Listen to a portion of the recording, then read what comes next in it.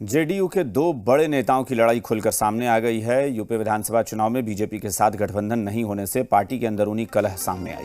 JDU अध्यक्ष ललन सिंह ने केंद्रीय मंत्री और जेडीयू के पूर्व अध्यक्ष आरसीपी सिंह पर निशाना साधा।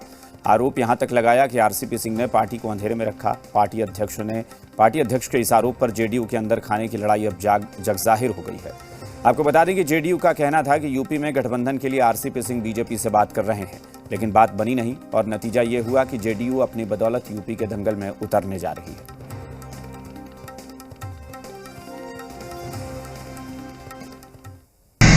इसका बेहतर उत्तर वो खुद दे सकते हैं, क्योंकि वो बातचीत कर रहे थे। हम तो ये मानते हैं कि उनको जो ऑफर मिल रहा था भारतीय जनता पार्टी की तरफ से, वो कितना ईमानदारी से वो ऑफर कर रहे थे, ये आपको रामचंद्र बाबू को करना चाहिए। और हम समझते हैं कि सबसे उपयुक्त व्यक्ति वही है जो इसका उत्तर दे सकते। हम किसी व्यक्ति को दोष क्यों दें? उनको अगर बीजेपी ने भरोसा दिया, अब बीजेपी ने कितनी ईमानदारी से उनको भरोसा दिया, ये तो वो कर सकते हैं। लेकिन जो बीजेपी का अभी तक का जो रवैया था अंतिम दिन तक, जिस दिन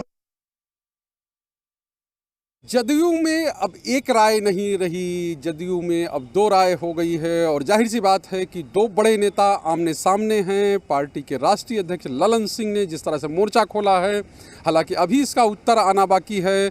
और जो पार्टी के पूर्व राष्ट्रीय अध्यक्ष और केंद्रीय मंत्री हैं आरसीपी सिंह, उनकी तरफ से। लेकिन ये पार्टी का जो प्रदेश कार्यालय है, जदयू की पहचान बिहार से है। भले ही वो राष्ट्रीय पार्टी बनना चाहती है, लेकिन अन्य प्रदेशों में उसकी कोई खास पैठ नहीं है। और यही कर्पूरी सभागार है जहां से बड़े बड़े फैसले होते हैं। पार्टी के सर्वमान्य नेता नीतीश कुमार हैं, लेकिन जिस तरह से केंद्रीय मंत्री बने आरसीपी सिंह, उसके बाद जिस तरह से ताजपोशी हुई राष्ट्रीय अध्यक्ष के रूप में ललन सिंह, उसके बाद से ही दोनों नेताओं के बीच में सब कुछ ठीक नहीं चल रहा था। लेकिन समय समय पर बात सामने भी आती थी। अब ये बात खुलकर सामने आ गई है।